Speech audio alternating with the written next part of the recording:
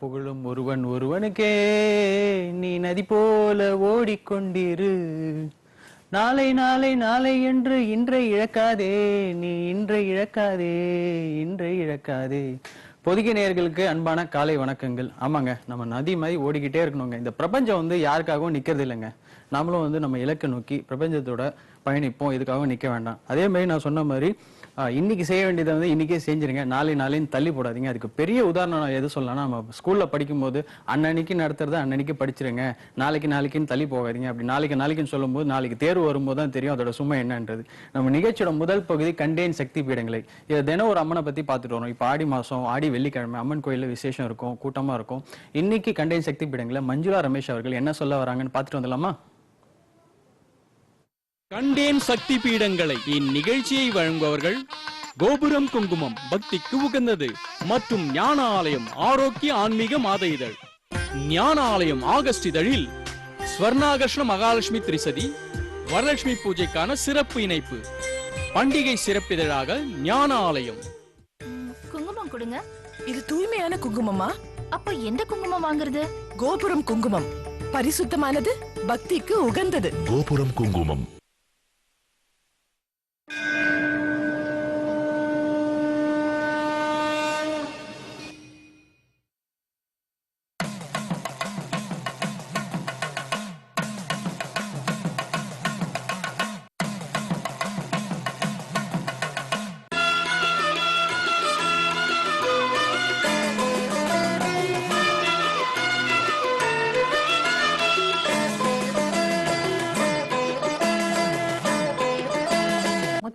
முதல் கடவுள் எல்லோருக்குமே தாய்தான். அப்பேற்பட்ட தாயாக பராசக்தியாக அன்னை வணங்கப்படுகின்ற இடம். இப்படி வணங்கினால், இப்படி ஒவ்வொருவரும் நம்முடைய சமுதாயத்திலே வணங்கினால் நிச்சயமாக எந்த விதமான வேறு விதமான எண்ணங்களும் ஏற்படாது. பெண்களை தெய்வமாகவே பார்க்கின்ற ஒரு குணம் சிறு வயதிலிருந்தே அவர்களுக்கு வளர்க்கப்படும். அப்பேற்பட்ட ஒரு அற்புதமான ஒரு பண்பாட்டை, ஒரு கலாச்சாரத்தை நம்முடைய சனாதன தர்மத்திலே வைத்திருக்கிறார்கள். அதற்கு சாட்சியாக இருப்பது 51 சக்தி பீடங்களிலே முதல் பீடமாக இருக்கின்ற கௌஹாத்தியிலே இருக்கின்ற யோனி பீடம் அன்னை காமாக்கியா. பேரே பாருங்கள், காமாக்கியா. காமம் என்பது இச்சைகள். இச்சைகளை நிறைவேற்றுகின்ற அன்னை, அமுதூட்டி வளர்த்து அவள் எல்லோருக்கும் அத்தனை அருளையும் பொழிகிறாள். அப்பேற்பட்ட அன்னை இருக்கின்ற இடம் காமாக்கியா. அந்த இடத்தை நாம முதலில் தரிசனம் செய்தோம். அதற்கு பிறகு காளி, கல்கத்தா காளி, அவள் தன்னுடைய நாக்கை முழுமையாக வெளியே கொண்டு வந்து எல்லோருக்கும் என்ன ஒரு அக்ஷரமாக இருப்பதை அவள் காட்டுகிறாள். அதாவது இதுல கேசரி முத்திரை என்பது ஒரு யோகத்திலே ஒன்று உண்டு. அந்த கேசரி முத்திரை செய்யும் பொழுது அந்த நாக்கு முழுமையாக வெளியே வருகிறது. இது மிகப்பெரிய ஒரு யோக சாதனையை காட்டுகின்ற ஒரு பீடம் என்று கூட சொல்லலாம். நாம் இந்த ஒவ்வொரு நாளும் நம்முடைய இந்த சக்தி பீடங்கள், கண்டேன் சக்தி பீடங்களை அந்த நிகழ்வு முடிந்த பிறகு ஒவ்வொரு ஸ்லோகம் சொல்வதை நாம கேட்கிறோம் இல்லையா? அந்த ஸ்லோகம் என்ன சொல்கிறது என்று சொன்னால், அன்னையினுடைய அக்ஷர பீடங்களை குறிக்கிறது.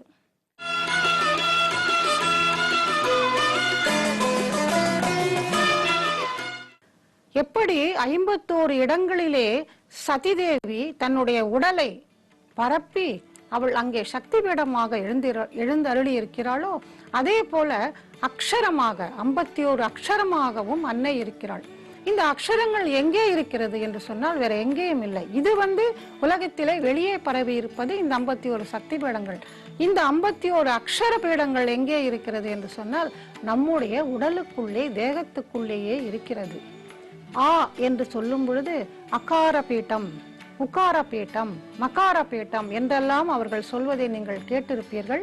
இந்த ஒவ்வொரு எழுத்தும், ஒவ்வொரு அக்ஷரமும் நம்முடைய உடலிலே ஒவ்வொரு இடத்திலிருந்து பிறக்கிறது. அந்த பிறக்கின்ற இடம்தான் சக்தி பீடம். ஆக நம்முடைய தேகமே ஒரு சக்தி பீடமாக, சக்தியே நம்முடைய உடம்பில் குடிகொண்டதாக இருப்பதுதான் இந்த ஒரு அற்புதமான தத்துவம் என்று சொல்லலாம். அப்படி அன்னை அகார பீட்டமாக, கல்கத்தா காளியாக அங்கே வீற்றிருக்கிறாள். அவளுடைய நாக்கு முழுமையாக வெளியே வந்திருப்பதை நாம படங்களிலே பார்க்கலாம். நேரிலே நீங்கள் தரிசனம் செய்தவர்களும் தெரிந்து கொண்டிருக்கலாம், தரிசனம் செய்திருக்கலாம். அப்பேற்பட்ட ஒரு அற்புதமான பீடம் கல்கத்தா காளி. அங்கேயே தக்ஷணேஸ்வரம், தக்ஷணேஸ்வரத்திலே அப்படி ஒரு சொக்கத் தங்கமாக விக்கிரகமாக அன்னை பவதாரிணி அன்னை எழுந்தருளி இருக்கிறாள்.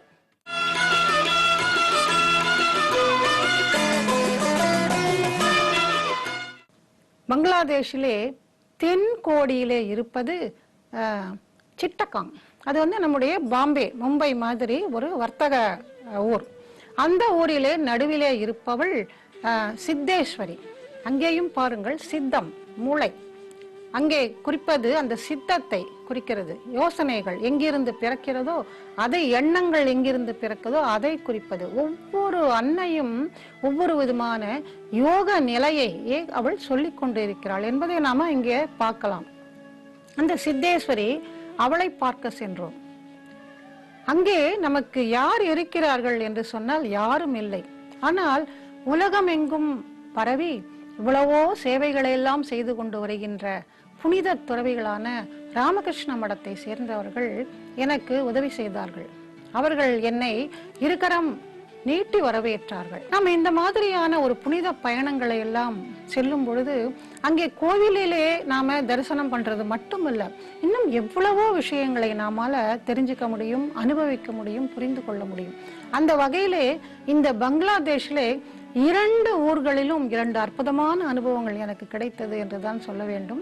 நம்ம இந்த சித்தேஸ்வரி கோவிலுக்கு, சிட்டகாங், இங்கே தெற்கு கோடியிலே இருக்கின்ற அந்த கோவிலுக்கு செல்லும் பொழுது கோவில் இருக்கின்ற அதற்கு முன்பு ஒரு 100 கிலோமீட்டருக்கு முன்பு ஒரு தற்செயலாக ஒரு இடத்திற்கு போக வேண்டிய கட்டாயம், உணவுக்காக போக வேண்டிய நிலை ஏற்பட்டது.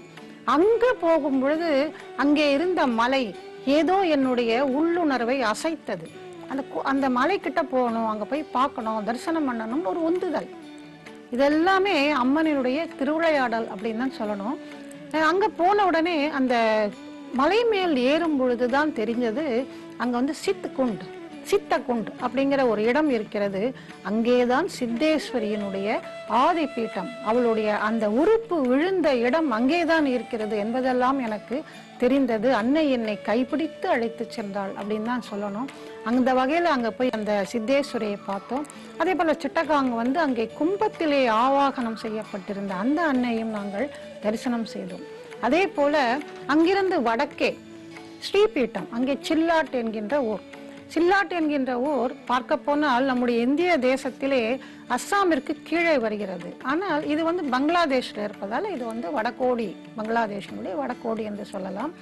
நாம் நல்லதை நினைத்து நல்ல ஒரு லட்சியத்தை கொண்டு நாம பயணத்தை மேற்கொள்ளும் பொழுது நமக்கு நல்லதே நடக்கிறது. நம்மை சுற்றி நல்ல மனிதர்கள் நமக்கு கிடைக்கிறார்கள். இதைதான் சத்சங்கம் என்று ஆதிசங்கரர் சொல்லியிருக்கார். நல்ல சத்சங்கம் நமக்கு தானாகவே இறைவன் கொடுக்கிறான். அந்த அற்புதமான மனிதர்களை எல்லாம் அங்கே பார்க்கின்ற ஒரு மெய்சிலிருக்கும் அனுபவங்கள் எல்லாம் எங்களுக்கு கிடைத்தது. வாழ்க்கையிலே மறக்க முடியாத மனிதர்கள். நாமெல்லாம் அவர்கள் எப்படியெல்லாம் சேவை செய்து கொண்டிருக்கிறார்கள். நாம அதிலேருந்து ஒரு சின்ன துளியாக நாம் இருந்தோம் என்று சொன்னால் நமக்கு அதுவே ஒரு பெரிய பேரு. நம்ம பிறந்ததனுடைய ஒரு பயன் நமக்கு கிடைக்கும். அப்படி ஒரு அற்புதமான அனுபவங்களை அங்கே நாங்க பெற்றோம். அந்த 2 இடங்கள் பங்களாதேஷ்ல மறக்க முடியாத இடங்களாக அன்னை எங்களுக்கு காட்டினாள்.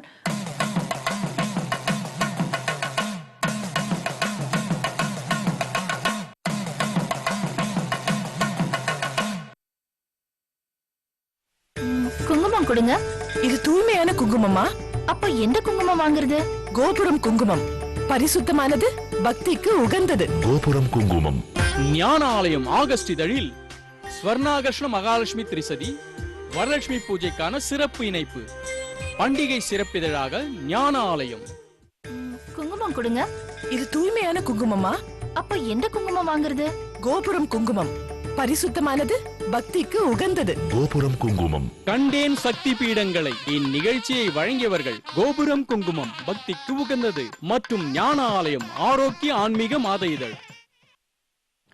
நம்ம கண்டேன் சக்தி பீடங்களை கல்கட்டா மற்றும் வடகிழக்கு பகுதியில் இருக்க அம்மன் எல்லாம் பார்த்தோம். இப்போ பொதுவாக பார்த்தீங்கன்னா பள்ளி கல்லூரிகளில் வந்து பிராக்டிக்கல் தியரின்னு கேள்விப்பட்டிருப்போம். என்ன தியரியில படிக்கிறோமோ அதில் பிராக்டிக்கல் வந்து செஞ்சு பார்ப்போம். அதில் வந்து ஒரு அனுபவம் கிடைக்கும், படித்தது என்ன தியரியில் அப்படின்னு. அதே மாதிரி பார்த்தீங்கன்னா மேலோட்டமாக நமக்கு நிறைய விஷயம் தெரிஞ்சாலும் அதை ஏதாவது ஒரு தலைப்பை எடுத்து நம்ம ஆராய்ச்சி பண்ணி பார்க்கும்போது தான் அதோட அருமையும் அனுபவங்களும் தெரியும். அது அந்த விதத்தில் வையகமே வானகமேல நம்ம வந்து நிறைய விஷயங்களை பார்த்துட்டு வரோம். நமக்கு கோவை சதாசிவம் ஐயா நிறைய தகவல்களை சொல்லிட்டு வர்றாரு. இன்னைக்கு இயற்கை கல்வியை பற்றி அவர் சொல்ல போறாரு. என்ன சொல்றாருன்னு பார்த்துட்டு வந்துடலாமா? குங்குமம் கொடுங்க. இது தூய்மையான குங்குமமா? அப்ப எந்த குங்குமம் வாங்குறது? கோபுரம் குங்குமம். பரிசுத்தமானது, பக்திக்கு உகந்தது. கோபுரம் குங்குமம். தொட்டதெல்லாம் பொன்னாகும் ராசியான பேங்க். தொட்டவுடன் வேலை முடியும் ஈஸியான பேங்க். சிட்டி யூனியன் பேங்க், ராசியான பேங்க், ஈஸியான பேங்க். குங்குமம் கொடுங்க. இது தூய்மையான குங்குமமா? அப்ப எந்த குங்குமம் வாங்குறது? கோபுரம் குங்குமம். பரிசுத்தமானது, பக்திக்கு உகந்தது. கோபுரம் குங்குமம்.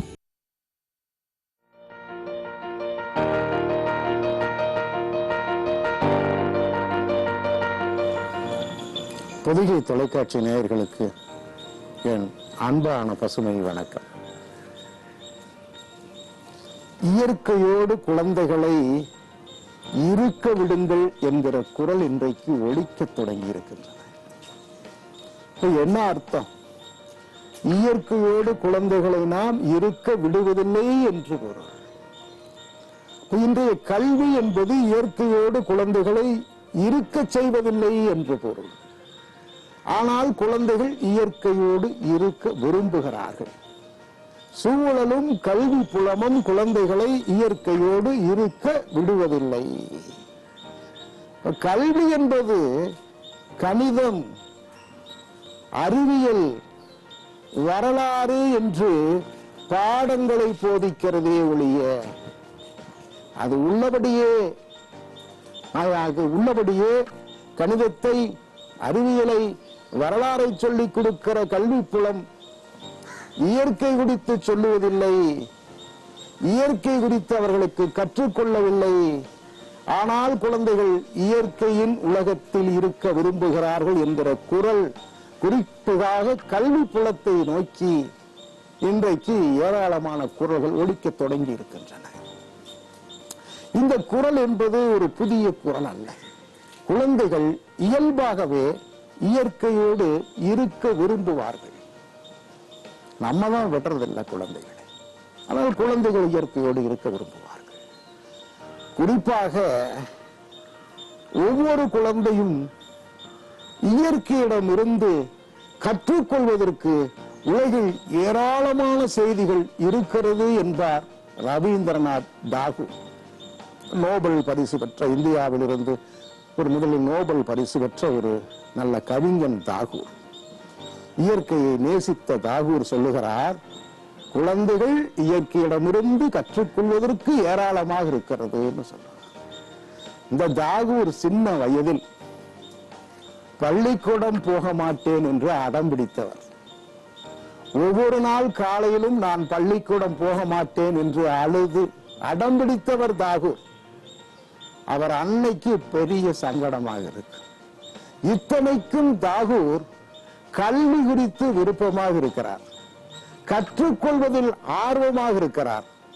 கல்வி குறித்தும் கற்றுக்கொள்வதிலும் ஆர்வமாக இருக்கிற தாகூர் ஏன் பள்ளிக்கூடம் போக மாட்டேங்கிறார்? தாகூரிடத்தில் கேட்கிறார். அவர் அன்னை கேட்கிறார், ஏன் தங்கம் நீ பள்ளிக்கூடம் போக மாட்டேங்கிற? அங்க போனா நிறைய கற்றுக்கொள்ளலாமே. சின்ன வயதில் தாகூர் சொல்லுகிறார், நான் கற்றுக்கொள்ள வகுப்பறைக்குள் ஒன்றுமில்லை. தாகூரின் வார்த்தை ரொம்பவும் பிரசித்தமானது. தாகூரின் புத்தகங்களில் அவர் எழுதியிருக்கிற நூல்களில் எனக்கு ரொம்பவும் தூக்கலாகப்பட்ட வார்த்தை இதுதான். வகுப்பறைக்குள் நான் கற்றுக்கொள்ள ஏதுமில்லை. அங்கே எல்லாம் கணிதமும் அறிவியலும் வரலாறும் இருக்கிறது, இயற்கை இல்லையினார். தாகூருடைய அந்த எண்ணம், அவருடைய கனவு என்பது குறிப்பாக வகுப்பறைகள், கல்வி கூடங்கள் எல்லாம் இயற்கை சார்ந்து இருக்க வேண்டும், இயற்கையை கற்றுக் கொடுக்க வேண்டும், இயற்கையிலிருந்து மாணவர்கள் கணிதத்தை, அறிவியலை, வரலாற்றை புரிந்து கொள்ள வேண்டும் நினைக்கிறார். அப்படி புரிந்து கொள்ளும் குழந்தைகள் சுய புத்தியோடு சிந்திப்பார்கள் என்கிறார். அப்படி புரிந்து கொண்டு அப்படியான பள்ளியில் கல்வி கற்றுக்கொள்ளுகிற குழந்தைகள் தன்னம்பிக்கையோடு இருக்கும் என்கிறார் தாகூர். அவருடைய கனவை எங்கு நிறைவேற்றினார் என்றார், இப்படி நான் படிக்க விட்டாலும் பரவாயில்லை, என்னால் படிக்க முடியாவிட்டாலும் பரவாயில்லை, இனி வரும் தலைமுறை இயற்கையோடு இயைந்து இயற்கையை படிக்க வேண்டும் என்ற கனவில் இருந்த தாகூர் வளர்ந்து அவர் உருவாக்கி இருக்கிற ஒரு பள்ளிக்கூடம், சின்ன அளவில் உருவாக்கி இருக்கிற பள்ளிக்கூடத்திற்கு பெயர் சாந்தி நிகேதியன். சாந்தி நிகேதியன் என்கிற அந்த பள்ளிதான் இயற்கையோடு குழந்தைகளை இருக்க செய்த பள்ளி.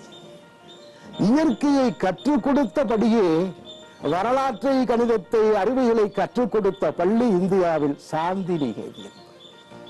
இப்ப அன்னைக்கு அந்த பள்ளிக்கூடம் இருக்கான்னு நீங்க கேட்டீங்கன்னா, தாகூர் சிறிதாக தொடங்கிய அந்த பள்ளி இன்றைக்கு இந்தியாவில் அல்ல, உலகத்தில் தலை சிறந்த பல்கலைக்கழகங்களில் ஒன்றாக இன்றைக்கு தாகூர் தொடங்கி இருக்கிற சாந்தி நிகேதன் பள்ளி வந்திருக்கு. குழந்தைகள் இயற்கையை கற்றுக்கொண்டு படிக்கிறார்கள். அங்கு படித்து வருகிற குழந்தைகள் மழை என்னை ஏமாற்றி விட்டது என்று பேசுவதில்லை. மனிதர்கள் நாம் இன்றைக்கு எவ்வளவு படித்திருந்தாலும், பெரிய பட்டங்கள் வாங்கியிருந்தாலும் கூட பருவம் தவறி போகிற மழையை பார்த்து நாம் சொல்லுவோம், மழை ஏமாற்றி விட்டது. இயற்கை ஏமாற்றுமாங்கிற ஒரு கேள்வி பிறகு வரும். முள்ளு என்ன குத்திருச்சுன்னு தான் நம்ம சொல்லி பழகி இருக்கோம். முள்ளு குத்திருச்சுன்னு சொல்லி இருக்கிறோமே ஒழிய, முள் அமைதியாக ஒரு இடத்தில் இருக்கிறது, அங்கே போய் நாம் தான் முள்ளில் குத்தி கொண்டோம் என்று சொல்லுகிற அளவுக்கு கூட இயற்கையை புரிந்து கொள்ளாத குழந்தைகள் இருக்கிறார்கள். இப்ப நம்ம பெரியவங்களே அப்படித்தானே சொல்றோம், மழை ஏமாத்தி வச்சு, இயற்கை நம்ம ஏமாற்ற வேண்டும் என்று இயற்கைக்கு நம் மீது எந்த கோபமும் இல்லை. இயற்கைக்கு நாம் செய்திருக்கிற சீரழிவுதான் இயற்கை இப்படி நம்மை காக்க வைக்கிறது. காத்திருத்தல் செய்வதை ஏமாற்றுதல் என்று புரிந்து கொள்ளுகிற அளவுக்கு நமக்கு இயற்கை குறித்த புரிதலும் பார்வையும் இல்லை என்பதுதான் தாகூரின் கேள்வியாக இருந்துச்சு. அப்போ இன்னைக்கு வெள்ளத்தை நம்மளால எதிர்கொள்ள முடியல. இயற்கை குறித்து படிக்காத குழந்தைகள், இயற்கையை கற்றுக்கொள்ளாத குழந்தைகள் தான் சின்ன விஷயங்களுக்காக வாடி விடுகிறார்கள். கூட்டம் கூட்டமாக மனிதர்கள் வெள்ளம் வருகிற போது பயந்து விடுகிறார்கள். வெள்ளத்தை எப்படி எதிர்கொள்வது என்று தெரியவில்லை, வெயிலை எப்படி எதிர்கொள்வது என்று தெரியவில்லை, மழையை எப்படி எதிர்கொள்வது என்று தெரியவில்லை. இயற்கையின் பருவங்களை உள்வாங்கி அதனோடு இயந்து வாழுகிற தன்மை நமக்கு குறைந்து போய் எந்திரத்தனமாக நாம் யோசிப்பதற்கு காரணம் இயற்கையை புரிந்து கொண்டு இயற்கை கல்வியை கற்றுக்கொள்ளாதது ஒரு பெரும் காரணமாக இருக்கிறது. இப்போ இயற்கையை கற்றுக்கொள்ளும் மனநிலைக்கு நாம் வர வேண்டும். இன்றைக்கு இருக்கிற கல்வி புலம் பாடங்களில் தான் அடுக்கி வைத்திருக்கிற பாடங்களோடு இயற்கை கல்வியை பாடங்கள் தவிர்த்து தர வேண்டும். வகுப்பறைக்கு வெளியே ஒரு பெரிய வாழ்க்கை இருக்கிறது, வகுப்பறைக்கு வெளியே ஒரு பெரிய உலகம் இருக்கிறது என்பதை குழந்தைகளுக்கு உணர்த்த வேண்டும். நாம் இன்னும் நீங்கள் எத்தனை பாடங்களை சேர்த்து கொண்டாலும் கூட அத்தனை பாடங்களையும் படிக்கிற குழந்தைகள் இயற்கையும் சேர்ந்து படித்துக் கொண்டால் எதிர்கால இந்தியாவில் அவர்கள் தன்னம்பிக்கை மிக்க மனிதர்களாக, சாதனை புரிகிற ஒவ்வொரு மனிதனாக, சுயமாக சிந்திக்கிற ஒவ்வொரு மனிதனாக, நூற்று கணக்கில், ஆயிரக்கணக்கில், லட்சக்கணக்கில் நமக்கு புதிய புதிய மாணவர்கள் வருவார்கள். ஆக கல்வி புலன்கள் இயற்கை கல்வியை கற்றுக்கொள்வதற்கும் அதற்கு குறிப்பாக குழந்தைகளுக்கு கற்றுக் கொடுப்பதிலும் ஆர்வம் செலுத்த வேண்டும். ஆர்வம் செலுத்துங்கள்.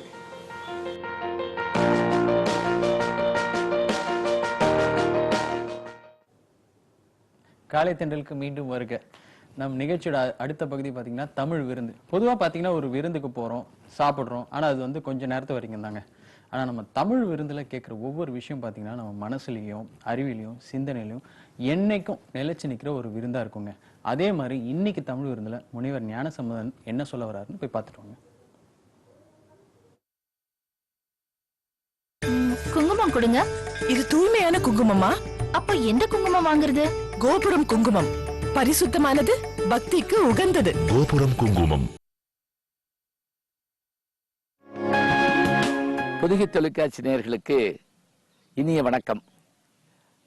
பொதுவா நம்முடைய தமிழ் விருந்து நிகழ்ச்சியை ரசிப்பவர்கள், கேட்டு மகிழ்பவர்கள் எல்லாரும் உடனுக்குடன் தொலைபேசியில அழைச்சு பாராட்ட சொல்றாங்க. அவர்களுக்கெல்லாம் நம்ம நன்றி சொல்லணும்.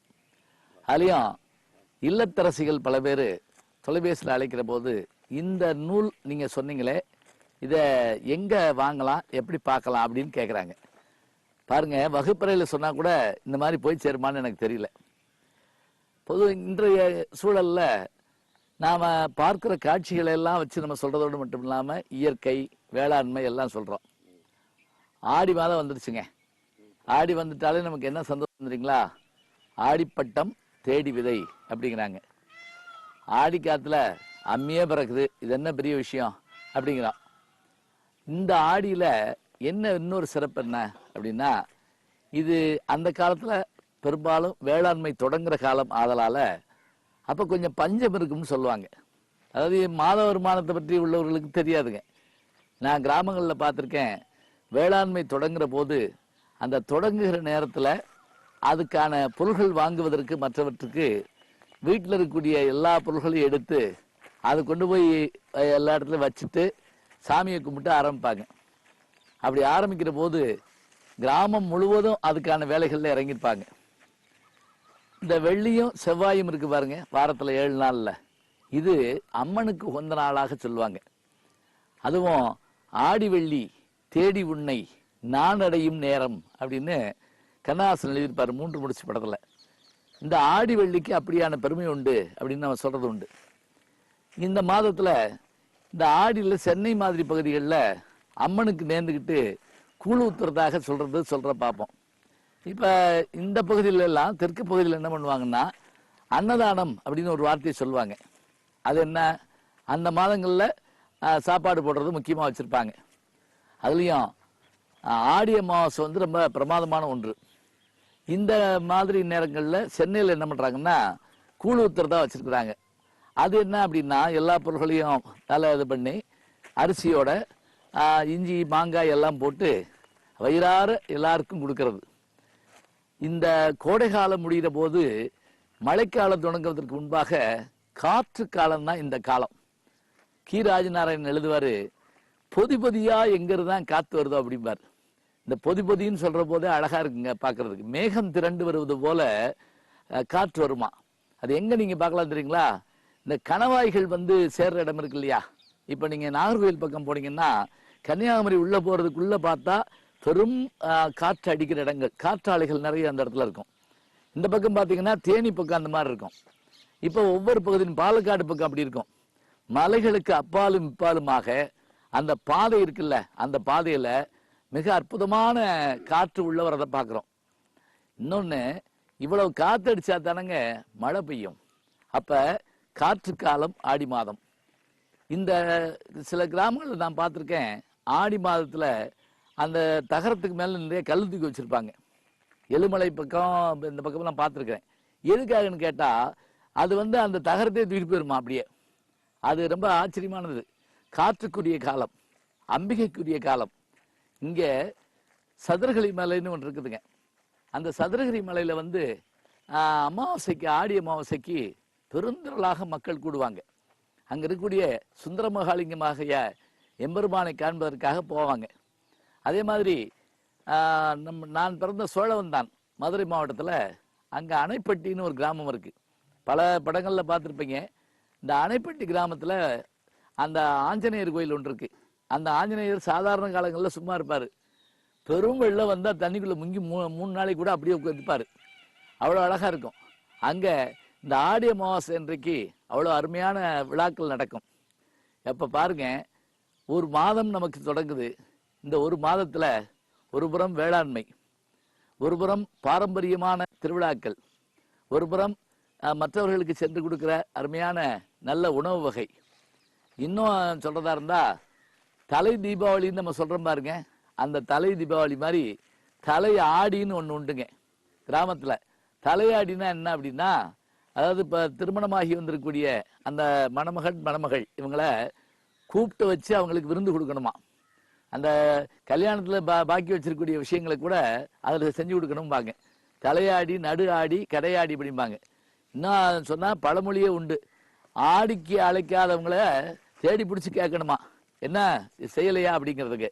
அப்ப விருந்து, உணவு, வேளாண்மை, இயற்கை, இது எல்லாவற்றுக்கும் மேலாக ஒருவர்கள் சொல்லுகின்ற அந்த அன்பு, இது எல்லாம் கொண்டதாக இந்த ஆடி மாதம் அமையுதுங்க.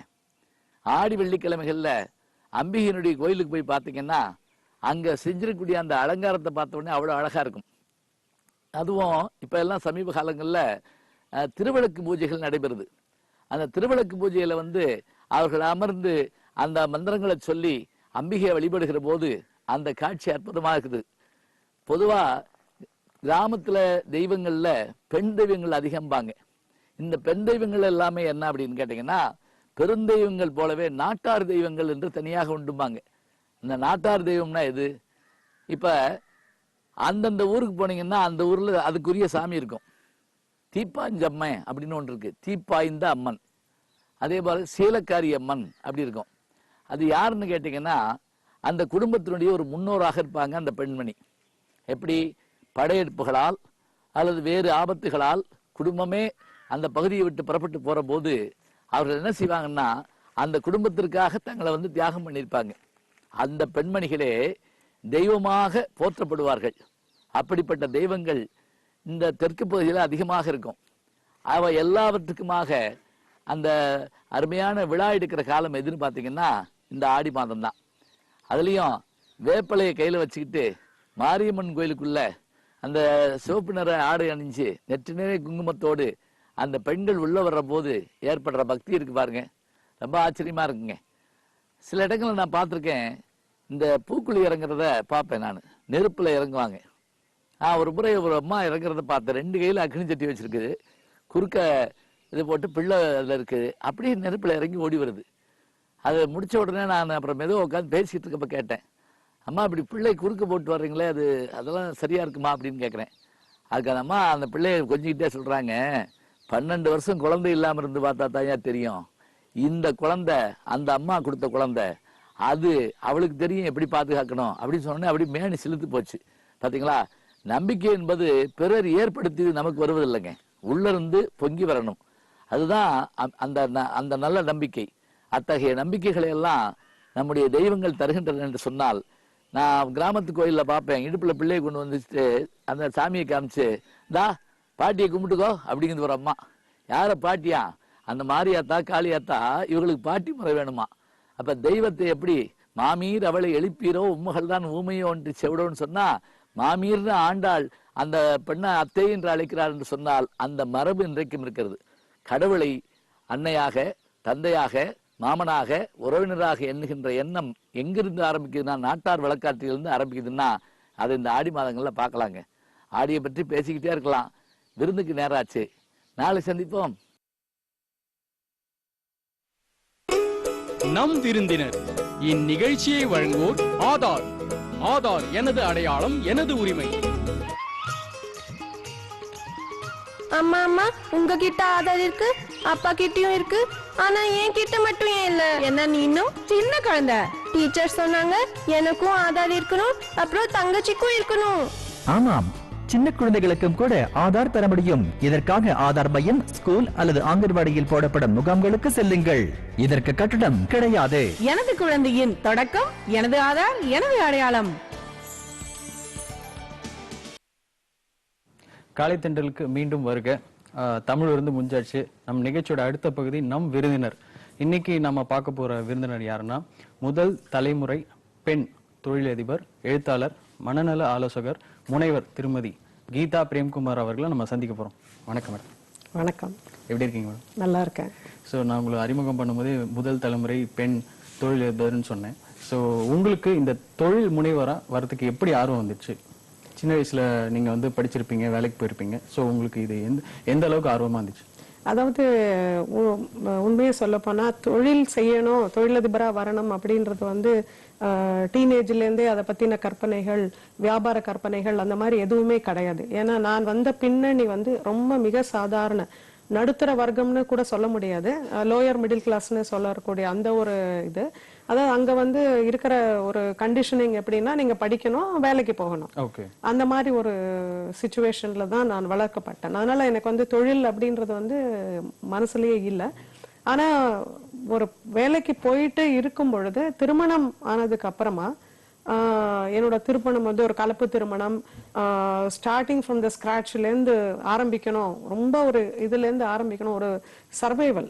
அந்த ஒரு கட்டத்துல வந்து குழந்தை உண்டான அப்புறமா வந்து என்னடா பண்ணணும், ஏன்னா எந்த ஒரு இன்னைக்குதான் வந்து மகளிருக்கான நிறைய சட்ட விதிகள் மாற்றப்பட்டிருக்கு, குழந்தை வளர்ப்புக்கு லீவு அந்த மாதிரி இதெல்லாம். அப்ப வந்து அவ்வளோ இல்லாதப்போ எது வந்து சாத்தியப்படும், நான் வந்து என்னோட கடமையும் செய்யணும், நான் வந்து என்னுடைய பொருளாதார முன்னேற்றத்துக்கும் வேலை செய்யணும் அப்படின்ற ஒரு கட்டத்துல வந்து சுயதொழில் தான் ஒரே இது. ஏன்னா அது என்னோட ஆபீஸ், என்னோட ஆபீஸ்க்கு என் குழந்தைய கொண்டு போகிறத யாரும் தடுக்க மாட்டாங்க.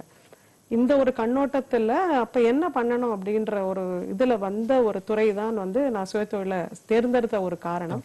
ஆனா ஒரு இது முதல்ல இருந்து இன்னைக்கு அந்த பயணத்தை திரும்பி பார்க்கும்போது ஒரு விஷயம் என்ன தோணுது அப்படின்னா, முதல்ல இருந்தே எதை செய்தாலும் சிறப்பா செய்யணும். ஏன்னா வாழ்க்கை வந்து சில நேரம் உங்களை வழி நடத்தும், சில நேரம் நீங்க வாழ்க்கையை வழி நடத்துறீங்க. சோ இந்த ரெண்டு கட்டத்திலயும் நம்ம சரியா ஹேண்டில் பண்ணோம்னா நம்ம வந்து ஒரு நிலையை அடைய முடியும் அப்படின்றதுதான் என்னோட ஒரு இது. ஓகே, ரொம்ப சரியா சொன்னீங்க மேடம். ஆக்சுவலா நீங்க வந்து ஒரு ஆண்டர்பிரனரா இருக்கீங்க.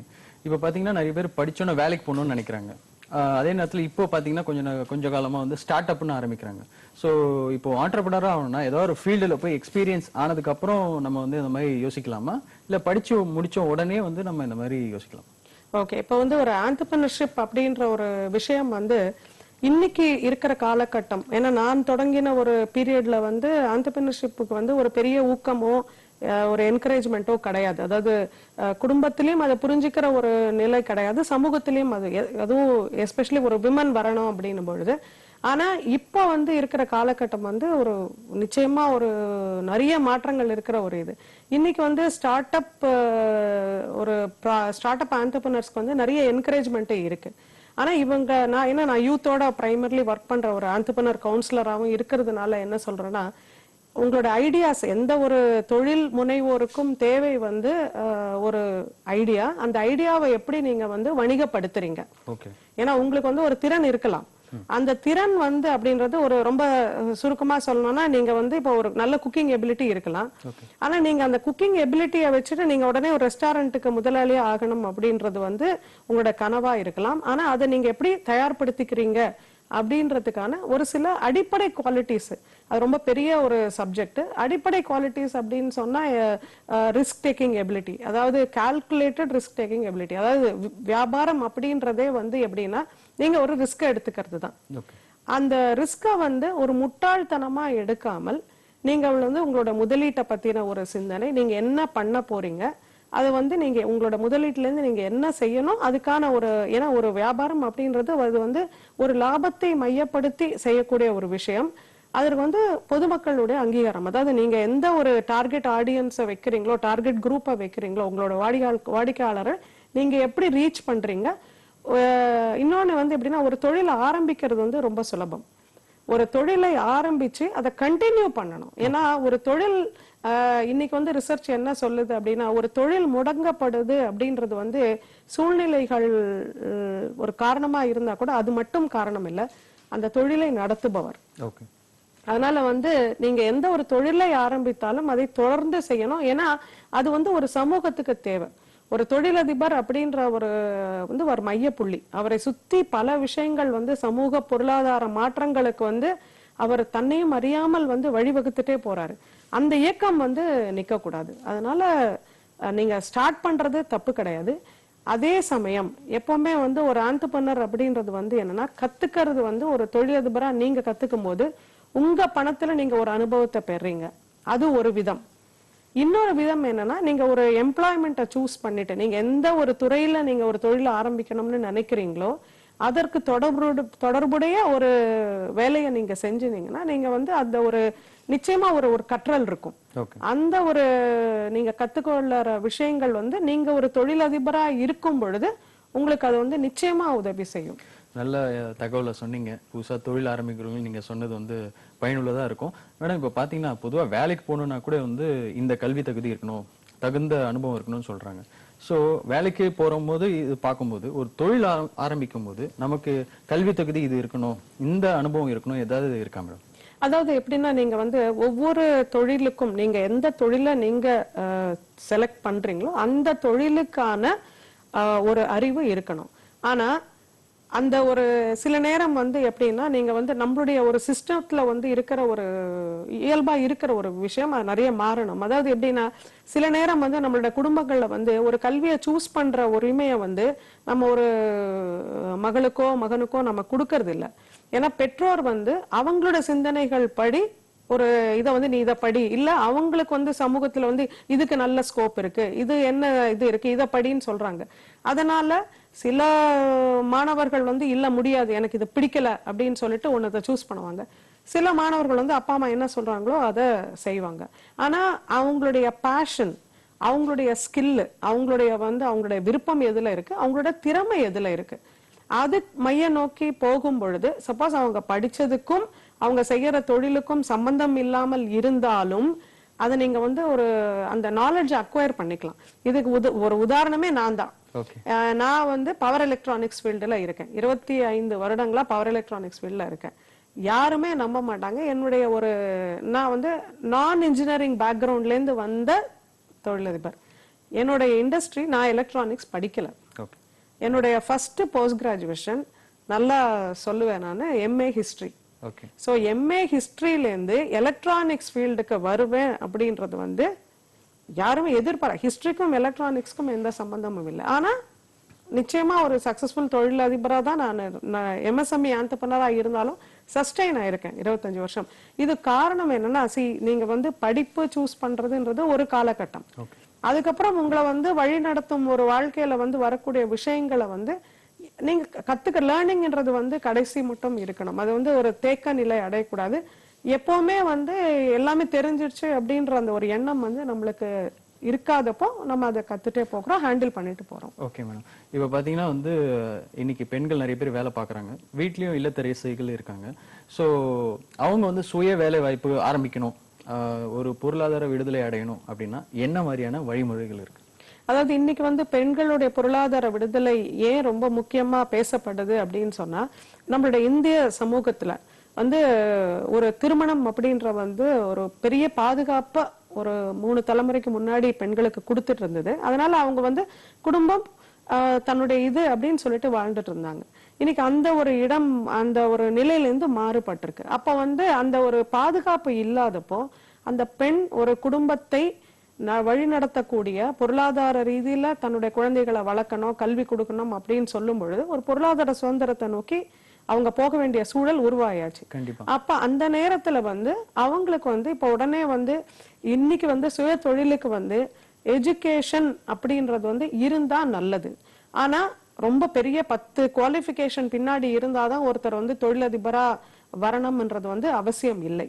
நீங்க வந்து தொழிலுக்கு வேண்டிய அதாவது பெண்கள் இப்ப வீட்டுல இருக்கிற பெண்கள் வந்து உங்களுக்கு பசங்களை வந்து நீங்க ஸ்கூலுக்கு அனுப்பிடுறீங்க, உங்களுக்கு ஒரு டைம் இருக்குன்னா அந்த டைம்ல வந்து நீங்க ஒரு ஐடியலா இல்லாமல் வெறும் பிரச்சனைகளை பத்தி புலம்பிக் கொண்டு எனக்கு வந்து பணம் பத்தல, என்னால வந்து பசங்களுக்கு ஸ்கூல் ஃபீஸ் கட்ட முடியல, எனக்கு இது இல்லைன்னு சொல்லறதுக்கு பதிலா உங்களுக்கு இருக்கிற நேரத்தை வந்து எப்படி காசாக்க முடியும், உங்களுக்கு அந்த நேரமும் உங்ககிட்ட இருக்கிற திறமை, ஒவ்வொருத்தருக்கும் ஏதோ ஒரு திறமை இருக்கும், அந்த திறமை நீங்க எப்படி காசாக்க முடியும் அப்படின்றதுல வந்து இன்னைக்கு தகவல்கள் கொட்டி கிடக்கு. ஆனா பெண்களுக்கு நான் சொல்றது என்னன்னா இன்னைக்கு பல 100 ஊடகங்கள் இருக்கு, பல 100 ஊடகங்கள்ல பல விதமான தகவல்களும் கொட்டி கிடக்கு. நீங்க தான் வந்து ஒரு அன்னப்பறவை மாதிரி இருந்து உங்களுக்கு வாழ்க்கைக்கு தேவையான ஒரு தகவல்களை எடுத்துட்டு நீங்க உங்களோட வாழ்க்கையை மேற்கொண்டு செலுத்தணும். ஏன்னா வெறும் பொழுதுபோக்கு அம்சம் மட்டும்ன்றது இருந்ததுன்னா நிறைய விஷயங்களை நீங்க உங்களையும் அறியாம இழப்பீங்க. அதனால அதை நீங்க தயார்படுத்திட்டீங்கன்னா இன்னைக்கு வந்து ஏர்னிங் வந்து நிச்சயமா ஒரு சாத்தியக்கூறு பாசிபிள் தான் சொல்லுவேன் நான். மேடம் இப்போ நீங்க சொன்னீங்க தொழில் ஆரம்பிக்கிறதுக்கு முன்னாடி உங்களோட எஜுகேஷன் வந்து ஹிஸ்டரி படிச்சீங்க, எலக்ட்ரானிக்ஸ் துறைக்கு வந்தீங்க. எலக்ட்ரானிக்ஸ்ல இருந்து நீங்க வந்து மனநல ஆலோசகரா இருக்கீங்க, சைக்காலஜி சோ அது எப்படி நடந்துச்சு, அதுல எப்படி உங்களுக்கு ஆர்வம் வந்துச்சு? அதாவது எப்படின்னா, நான் வந்து சைக்காலஜி படிக்கணும் அப்படின்றது எனக்கு எப்படி வந்ததுன்னா, முதல் 10 வருடம் வந்து குழந்தை வந்து தவழ்ற மாதிரி. ஏன்னா தொழிலுன்னா என்னன்னே நம்மளுக்கு தெரியாது. இன்னும் சொல்ல போனா இன்னைக்கு வந்து எல்லாம் நிறைய இடிபி ப்ரோக்ராம்ஸ், ட்ரைனிங் ப்ரோக்ராம்ஸ், 3 மாசம் 6 மாசம்லாம் இன்னைக்கு நிறைய விஷயங்கள் இருக்கு. நான் ஆரம்பிக்கிற பீரியட்ல அந்த மாதிரி யாரும் இல்ல. பக்கத்துல நின்னு வழி நடத்தக்கூடிய விஷயங்களும் அப்ப அவ்வளவா கிடையாது.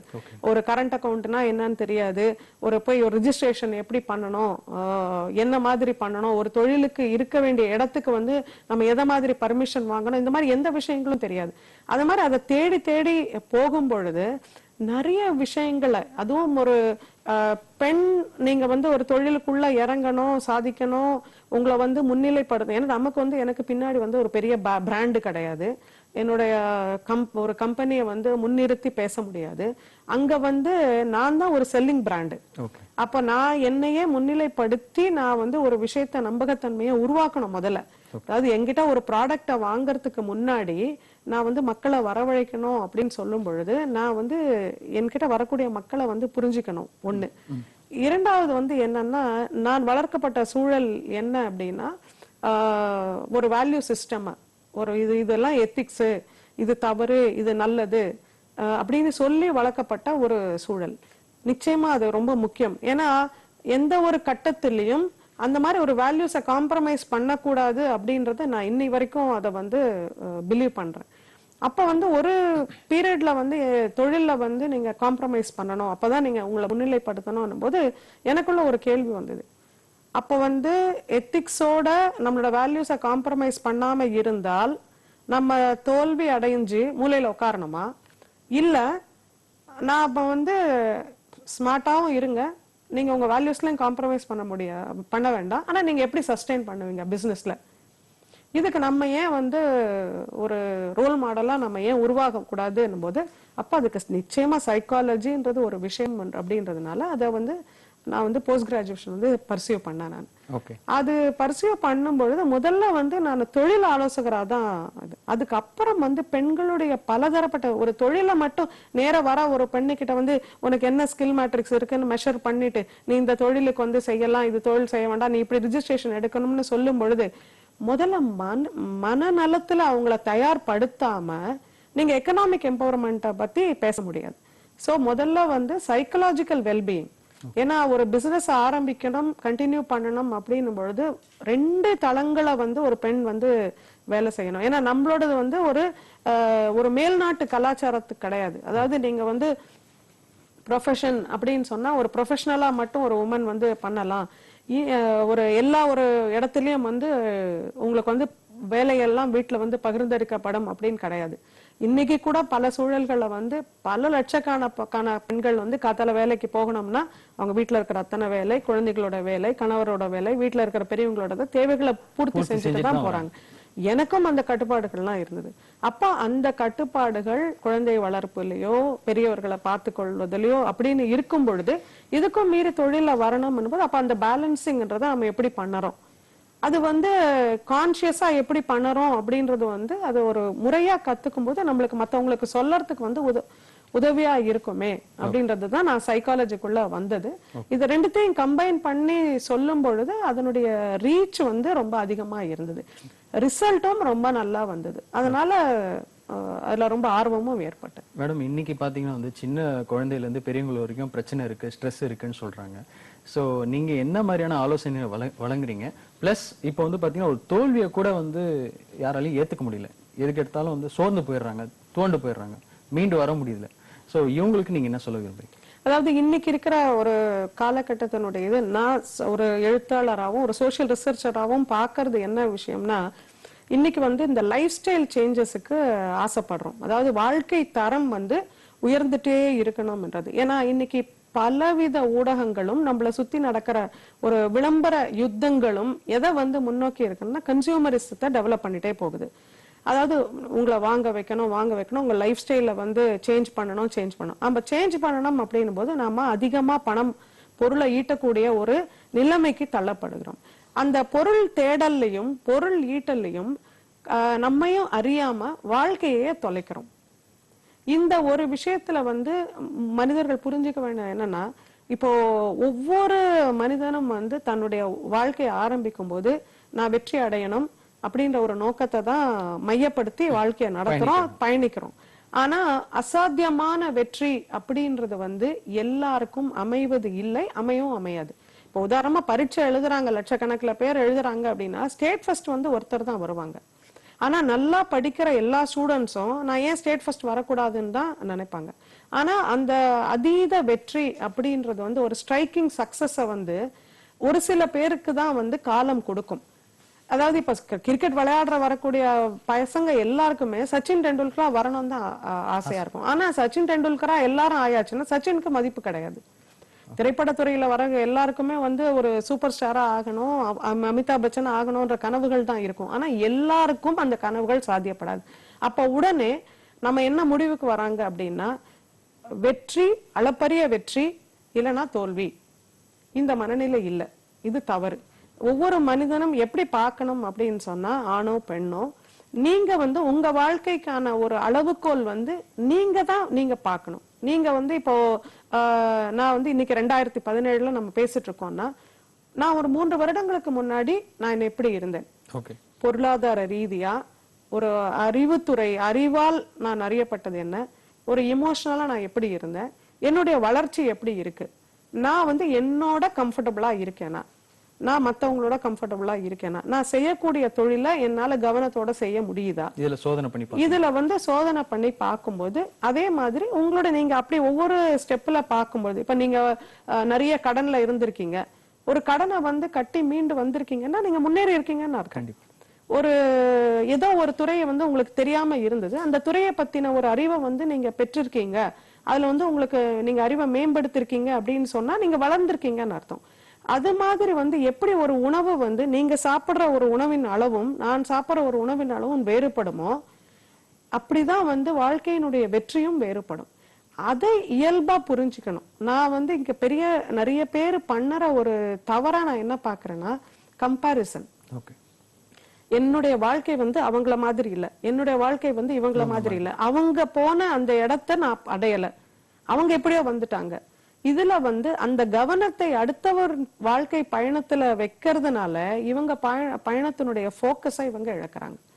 அதை இழக்க கூடாது. அதனால வரக்கூடிய பிரச்சனை தான் இந்த மனதநலம் பாதிக்கிறது, ரொம்ப வந்து இழப்புகளை வந்து தோல்விகளை சந்திக்க முடியாம துவண்டு போகுது, அடுத்த ஸ்டெப்புக்கே போகாம டிப்ரெஷன்ல இருக்கிறது எல்லாமே இந்த காரணத்தினால. ஓகே மேடம், அதே மாதிரி பாத்தீங்கன்னா நிறைய பணம் பேர் புகழ் இருந்தாலும் நிறைய பேர் வந்து மன அமைதி இல்லாம வாழ்க்கையை கூட முடிச்சுக்கிறாங்க. சோ இவங்களுக்கு நீங்க என்ன அறிவுரை சொல்றீங்க? அதுதான் நான் இப்ப முன்னாடி சொன்ன பாயிண்டினுடைய தொடக்கமா தான் இந்த ஒரு கண்டினியூட்டியை தான் நான் பேச முடியும்.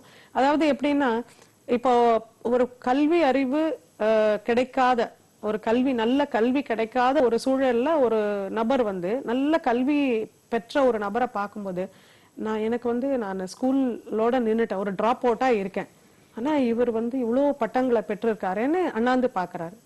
அதே மாதிரி ரொம்ப பொருளாதார ரீதியா கஷ்டப்படுற ஒருத்தர் வந்து ஒரு பெரும் செல்வந்தரை ஒரு பணக்காரரை பார்க்கும்போது, நமக்குதான் இவ்வளவு கஷ்டம் இருக்கு, அவர்கிட்ட இவ்வளவு பணம் இருக்கு அப்படின்னு நினைக்கிறாரு.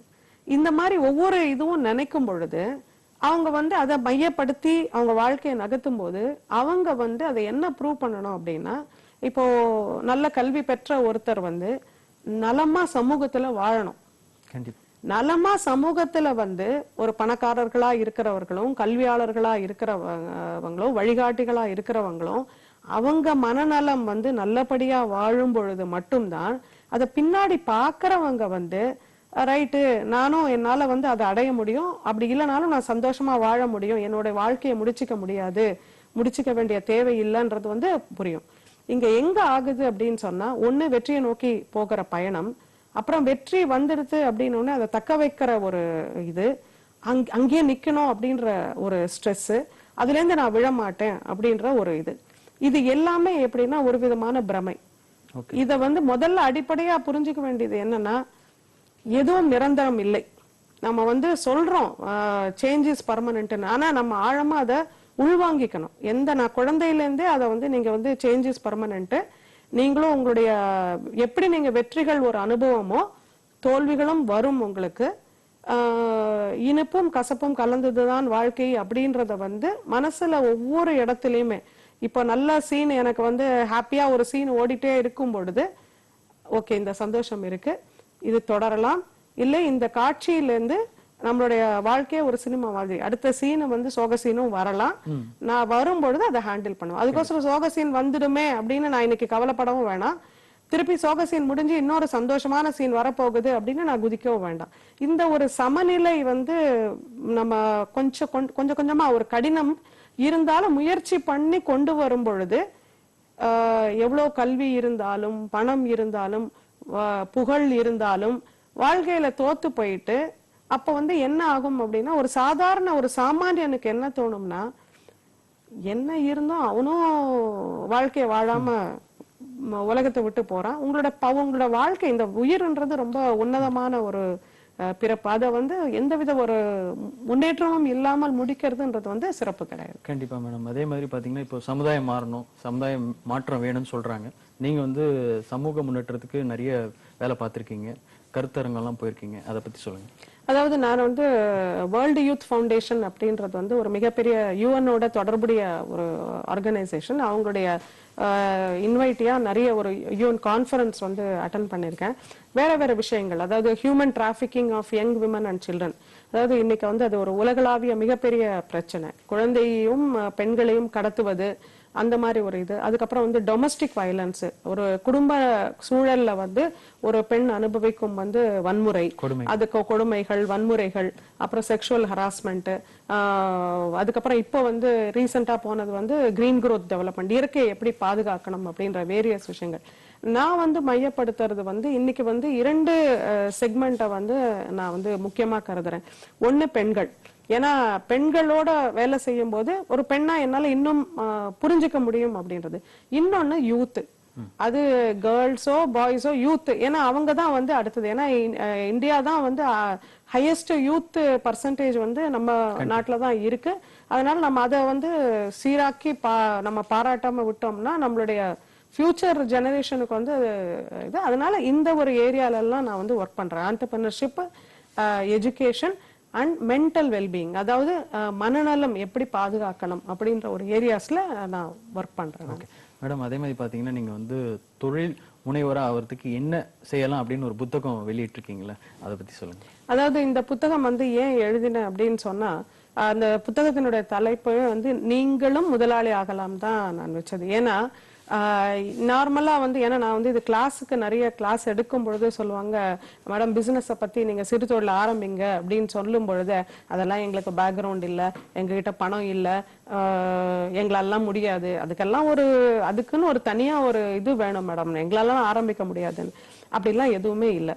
ஏன்னா பிசினஸ் அப்படின்ற ஒரு பேக்ரவுண்ட்லேருந்து வராம என்னால பண்ண முடியும் அப்படின்னு சொன்னா, எனக்கு வேற பெரிய 4 ரெக்கைகள் எதுவும் கிடைக்கல. அப்ப என்னால பண்ண முடியும் அப்படின்னா உங்களாலும் பண்ண முடியும் அப்படின்ற ஒரு விஷயத்த நான் வந்து இன்னைக்கும் வந்து ஒரு எம்எஸ்எம்இ ஆண்டர்பிரனர். எம்எஸ்எம்இ தொழிலுக்கு, அதாவது சிறு தொழில், எல்லாருமே வந்து பிசினஸ் அப்படின்னு சொன்னாலே ஒண்ணு நாங்க வந்து பெரிய ஒரு லெவல்ல தொழிலதிபரா ஆகணும், இல்லைன்னா நான் தொழிலை ஆரம்பிக்க மாட்டேன், எம்ப்ளாயியா போயிடுவேன் அப்படின்னு. இன்னைக்கு வந்து ஏன் ஆண்டர்பிரினர்ஷிப் இந்தியா மாதிரி ஒரு நாட்டுல வந்து ரொம்ப முக்கியம்னு நினைக்கிறேன்னா, நீங்க வந்து ஒரு எம்ப்ளாயியா ஒரு இடத்துல வேலை செய்யும் போது உங்கள் வாழ்க்கைக்கு மட்டும்தான் நீங்க வேலை செய்யறீங்க. நீங்க வந்து மாச சம்பளத்துக்கு வேலை செய்யறீங்க. ஆனா ஒரு சிறு தொழில ஆரம்பிச்சு ஒரு 10 பேர் 20 பேருக்கு நீங்க வந்து ஒரு வாழ்வாதாரத்தை ஏற்படுத்தும் பொழுது உங்களுடைய ஒரு பணி வந்து இன்னும் 20 பேரையும் 25 பேரையும் 10 பேரையும் 5 பேரையும் 3 பேரையும் 2 பேரையும் முன்னேற்றுறது. அதனால உங்களுடைய வாழ்க்கை குறிக்கோள் வந்து உங்களை மட்டும் மையப்படுத்தி இல்லாம இருக்கிறது. இன்னொன்னு வந்து ஒரு இன்க்ளூசிவ் எக்கானமி. இப்ப நீங்க வந்து சுத்தி பட்டினியோட பல பேர் இருக்கும் பொழுது நீங்க நடுவுல உட்காந்து நீங்க நல்லா இலை போட்டு சாப்பிட முடியுமா? ஏன்னா நம்மளுடைய வளர்ச்சி அப்படின்றது வந்து சமூக வளர்ச்சியோட இணைக்கப்படும் பொழுதுதான் நம்மளுடைய வளர்ச்சி வந்து நம்மளால ஏத்துக்க முடியும், அனுபவிக்க முடியும். மேடம், இறுதியா பாத்தீங்கன்னா இப்போ வந்து எல்லாரும் படிக்கிறாங்க, இதை படிச்சா இந்த வேலைக்கு போகலாம், இந்த வேலைக்கு போனா இவ்வளவு சம்பாதிக்கலாம் அப்படின்னு கால்குலேட்டிவா இருக்காங்க. ஸோ இதை வந்து நீங்க எப்படி பாக்குறீங்க? எஜுகேஷன் வந்து எப்படி இருக்கணும் அப்படின்னு நினைக்கிறீங்க? என்னை பொறுத்த மட்டும் நான் என்ன நினைக்கிறேன்னா, எஜுகேஷன் அப்படின்றது வந்து மார்க்க அடிப்படையா வைக்காம நாலேஜ் பேஸ்டா, அதாவது நீங்க வந்து அறிவு சார்ந்து, அதாவது ஒவ்வொரு சப்ஜெக்ட்லயும் வந்து நாங்க ஏன்னா எலக்ட்ரானிக்ஸ் ஃபீல்டுலயே வந்து நல்ல ஒரு ஸ்கோரோட வருவாங்க. ஆனா ரொம்ப அடிப்படை கேள்வி, இந்தியால வந்து நமக்கு என்ன வோல்டேஜ் இருக்கணும் ஒரு கேட்ஜெட்ஸ் எல்லாம் வேலை செய்யறதுக்குன்ற அடிப்படை கேள்விக்கு வந்து பதில் தெரியாது. இத மாதிரி பெறக்கூடிய பல பட்டங்கள் வந்து எந்தவித பிரயோஜனமும் இல்லை. சோ நீங்க வந்து உங்களுடைய பேரண்ட்ஸ் கிட்டே நான் சொல்றது என்னன்னா, மார்க்க முன்னிலைப்படுத்தி வாழ்க்கைய செலுத்தாம நீங்க வந்து என்ன கத்துக்கிறாங்க அவங்க, அந்த சப்ஜெக்ட் என்ன பத்தி தெரிஞ்சுக்கிறாங்க, அதை பத்தி எப்படி புரிஞ்சுக்கிறாங்க, அதை எப்படி ரீடைன் பண்றாங்க. ஏன்னா நம்ம கொஞ்சம் அதை விருப்பப்பட்டு ஒரு நாலேஜ் எக்ஸாம் பாயிண்ட் ஆஃப் வியூல படிக்கும்போது எக்ஸாம் முடிஞ்ச உடனே தூக்கி போட்டுரும். நாலேஜ் பேஸ்டா படிக்கும் பொழுது நம்மளோட அந்த நம்ம கற்கக்கூடிய பல விஷயங்கள் வந்து நமக்கு மனசுல தங்கும். அது ஒரு அடுத்த ஒரு கட்டத்துல வந்து எங்கேயாவது தேவைப்படும் பொழுது அது வந்து நம்மளுடைய ஆர்கைவ்ஸ்ல இருந்து எடுக்கிற மாதிரி, நம்மளோட டேட்டால இருந்து ரிட்ரீவ் பண்ற மாதிரி நம்மளுடைய அறிவு மிக அழகா அதுல இருந்து தேவையான விஷயங்களை வந்து எடுத்துக்கும். அதனால வந்து வெறும் தேர்வு, அதுக்கப்புறம் அந்த தேர்வுக்கு அப்புறமா கிடைக்கக்கூடிய வேலை, வேலைக்கு கிடைக்கக்கூடிய பணம் அப்படின்ற ஒரு விஷயத்துக்கு தயார்படுத்திக்காம, ஏனால் நீங்க அறிவால் தயார்படுத்தினீங்கன்னா, திறமையா உங்களை தயார்படுத்தினீங்கன்னா பணம் என்பது நிச்சயமாக ஈட்ட முடியும். அதனால உங்களோட வாழ்க்கைய வந்து அதை நோக்கி மையப்படுத்தி போகணுமே ஒழிய, நான் இவ்வளவு பணம் சம்பாதிக்கணும் ஆனா நான் என்ன எக்விப் பண்ணிக்கல அப்படின்னா நீங்க எப்படி பணம் சம்பாதிப்பீங்க? சோ நீங்க வந்து உங்களை தயார்படுத்திட்டு அந்த தேடலை தொடங்கினீங்கன்னா ரெண்டும் நிச்சயமா மேட்ச் ஆகும். அதாவது உடனே கிடைக்காது. சில நேரங்கள்ல வந்து சில திறமையாளர்கள் வந்து கேட்பாங்க, நான் எனக்கு நிறைய திறமை இருக்கு ஆனா என்னோட கீழே இருக்கிற திறமையானவங்க எல்லாம் மேல வந்துட்டாங்களே அப்படின்னா அந்த நேரம் காலம் வந்து கொஞ்சம் முன்ன பின்ன ஆகும். அதனால உண்மையான திறமை வந்து நிச்சயமா ஒடுங்கி நிக்காது. அது சில விதிவிலக்குகள் இருக்கலாமே ஒழிய அந்த விதிவிலக்குகளை வச்சுட்டு நம்ம வந்து எக்ஸாம்பிளா எடுத்துக்க முடியாது இல்லையா? நம்ம அதை வந்து ஏன்னா விதிவிலக்குகள் எல்லா விதத்திலயுமே உண்டு வாழ்க்கையில இல்லையா? அதனால வாழ கத்து கொடுக்கணும், கல்வி எல்லாரும் வெற்றி நோக்கி போனாலும் வந்து வாழ கத்து கொடுக்கணும் அப்படின்னு மனநலத்தோட இருக்கிறதுக்கு பார்க்கணும். இதுக்கு வந்து அடிப்படையான சிந்தனை என்னன்னா, நீங்க வந்து உள்ள கொஞ்சம் நேர்மையா இருங்க. ஒரு எத்திக்கலா இருக்கிறதும் உண்மையா இருக்கிறதும் அப்படின்றதும், நீங்க செய்யக்கூடிய எந்த ஒரு செயலும் எனக்கு எப்படி நான் நன்மையா, மற்றவர்களுடைய செயல்கள் எனக்கு நன்மையா இருக்கணும்னு நான் நினைக்கிறேனோ அதே மாதிரி என் செயல்களும் மற்றவர்களுக்கு நல்லது செய்யலனாலும் அட்லீஸ்ட் தீமை செய்யாம இருக்கணும்ன்ற லெவலுக்காவது இருக்கணும்ன்றதுதான் நினைக்கிறேன். மேடம், இவ்வளவு நேரம் நம்ம நிகழ்ச்சியில வந்து கலந்துக்கிட்டு உங்க அனுபவங்களை ஷேர் பண்ணீங்க. ஸோ நிகழ்ச்சி வந்ததுக்கு ரொம்ப நன்றி மேடம். நன்றி. நேயர்களே, நம்ம அடுத்த செய்தியை